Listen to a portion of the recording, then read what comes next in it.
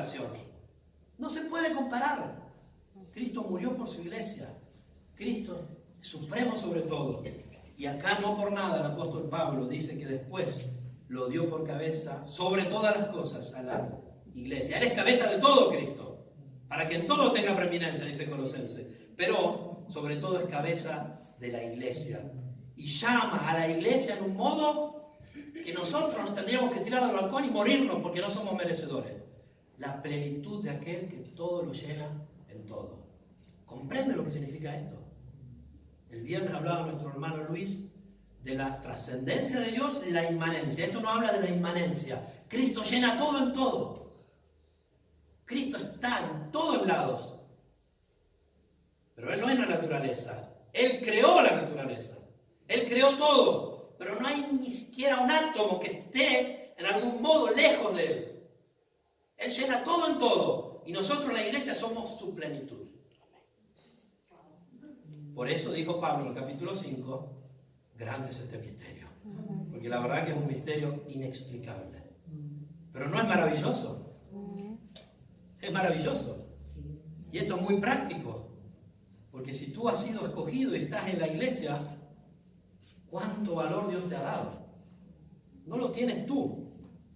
Tú eres un miserable pecador. Pero Él te ha llamado por gracia. Y te ha hecho partícipe de su pueblo. Y estás dentro del organismo más importante que jamás existió ni existirá. La iglesia de Jesucristo.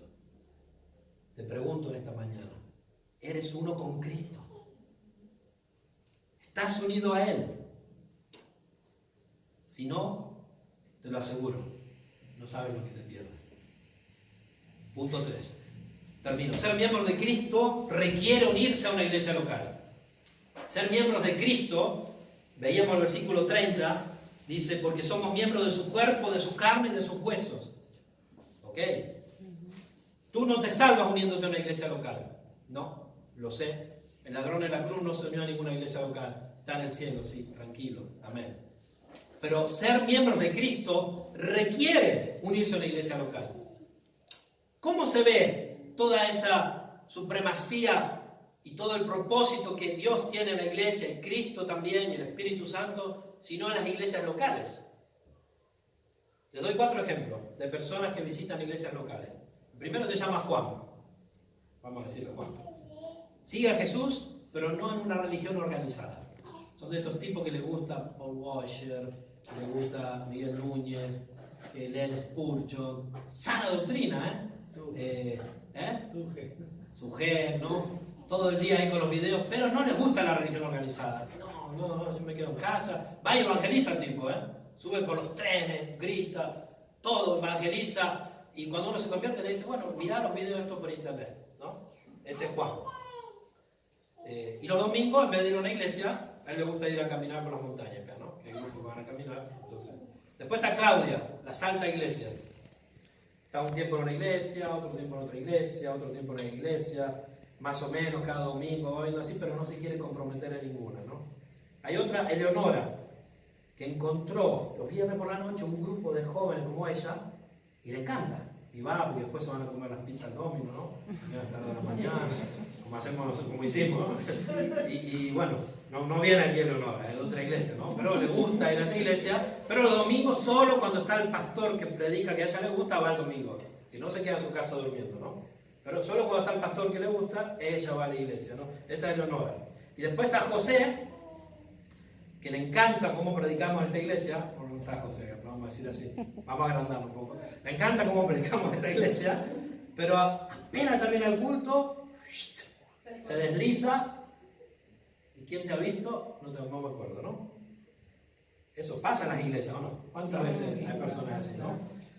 Yo conozco personas que han ido a iglesias que vos lo veías que ya cuando el pastor, ya sabía, tipo, hasta sabía de homilética. Porque cuando veía que el pastor entraba en la conclusión, ¡pum!, se iba. No esperaba que terminara. Yo he visto mucho de esa gente, ¿no? Ahora, ¿qué tienen todas estas personas en común? Todo esto, podríamos decir, si pudiéramos conocer el corazón, creyente renacido. Vamos a decir que fuera así, vamos a hacerle cuenta para este ejemplo, que son creyentes de verdad, ¿no? Todos ellos se ven como cristianos, no sabemos si son creyentes, vamos a decir que sí. Todos ellos ven la iglesia como algo bonito, pero no lo ven como algo que se relaciona con su fe. Para ellos están acá, su fe, su religión, podríamos decir, y la iglesia allá. Todo ello comparten un malentendido fundamental de lo que realmente significa ser cristiano. Ser cristiano, es decir, ser cuerpo de Cristo, es decir, ser un miembro del cuerpo de Cristo que está unido a la cabeza, significa que tú eres parte de la iglesia, ¿o no? Y si tú eres parte de la iglesia y quieres vivir como si no lo fueras, hay una gran contradicción, ¿verdad? Entonces, no es bíblico nada de lo que estos cuatro hacen. Entonces, en Efesios vemos la supremacía de la iglesia. Ahora vamos a terminar con Efesios 3:8, fíjense. Efesios 3:8 en adelante, dice así. Pablo en todo el libro de Efesios habla de este misterio de la iglesia. Por eso vimos el capítulo 5 que habla de los matrimonios, pero está hablando del misterio de la iglesia. En el capítulo 1, en el capítulo 3. Todo el libro habla de esto. Sobre todo esto, ¿no? Y dice el versículo 8 del capítulo 3. A mí, Pablo dice, que soy menos que el más pequeño de todos los santos, que me fue dada esta gracia de anunciar entre los gentiles el evangelio de las inescrutables riquezas de Cristo y de aclarar a todos cuál sea la dispensación del misterio escondido de los siglos en Dios, que creó todas las cosas, para que la multiforme sabiduría de Dios sea ahora dada a conocer por medio de la iglesia a los principados y potestades en los lugares celestiales, conforme a qué, al propósito eterno que hizo en Cristo Jesús nuestro Señor.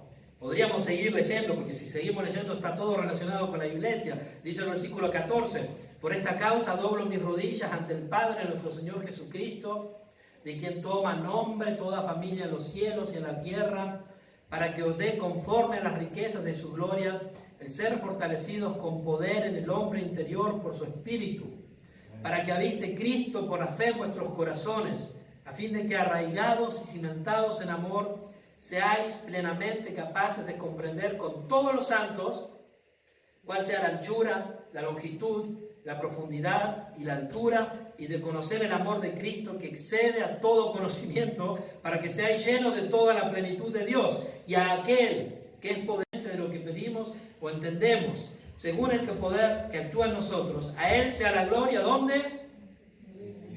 ¿A dónde? En la iglesia, en Cristo Jesús, por todas las edades, por los siglos de los siglos. Amén. Yo creo que el libro de Efesios es el libro que yo conozca en absoluto que más adjetivos superlativos usa.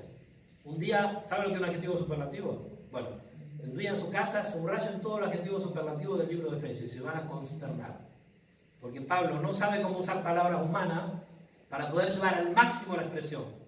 Me hace pensar cuando él estuvo en el tercer cielo, ¿no? Que dijo cosas que ojo no vio ni oído yo. Yo creo que lo que quería decir en otras palabras es: no existen palabras que yo pudiera transmitir esa idea.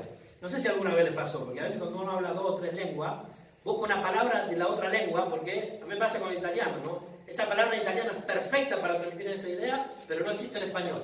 Bueno, Pablo no encontraba, y él sabía muchas lenguas, Si había algo que era Pablo, era políglota, hablaba muchas lenguas, algunos piensan 8, 10, muchas lenguas hablaba él, pero no encontraba palabras.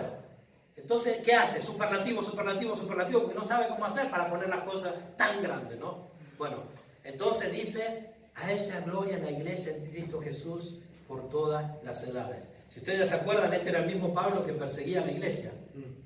Y cuando Jesús se le aparece, ¿qué le dice a Saulo? Que se llamaba Saulo en ese momento. ¿Por qué me persigue? Pero no estaba persiguiendo a Cristo.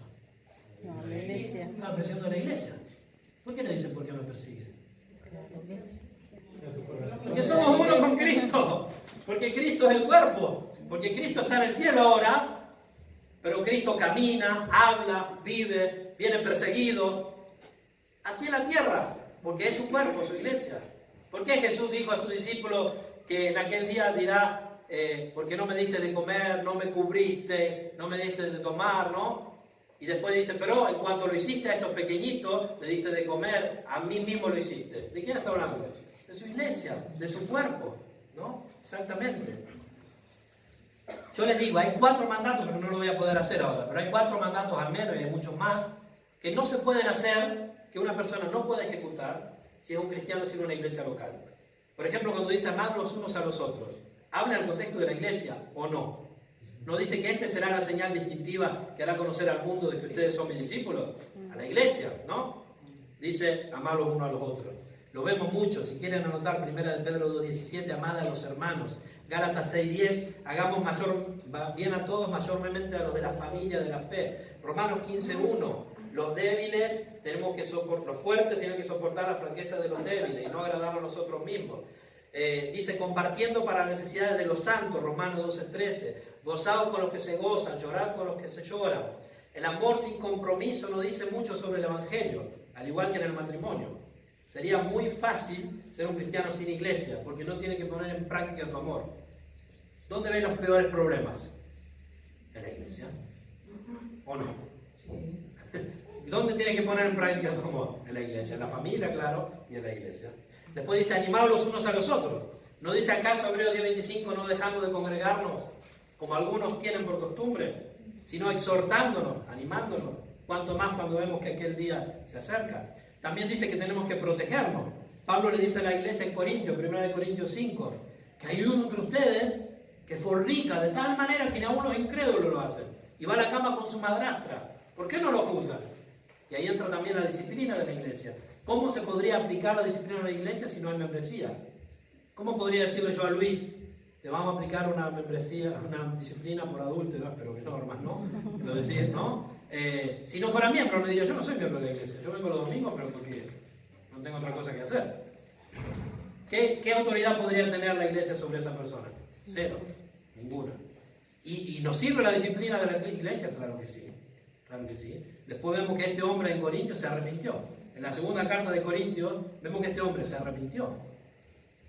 Los hermanos siguieron estos pasos y se arrepintió. Y dice en Santiago que el que haga volver del error en su camino salvará de multitud, cubrirá multitud de pecados y salvará un alma, ¿no? Así dice la Escritura. Y también el tema de los líderes. La Biblia habla o no de obedecer a los pastores, sujetar a los ancianos. Si tú no tienes iglesia local, ¿quiénes son tus pastores? Tú mismo.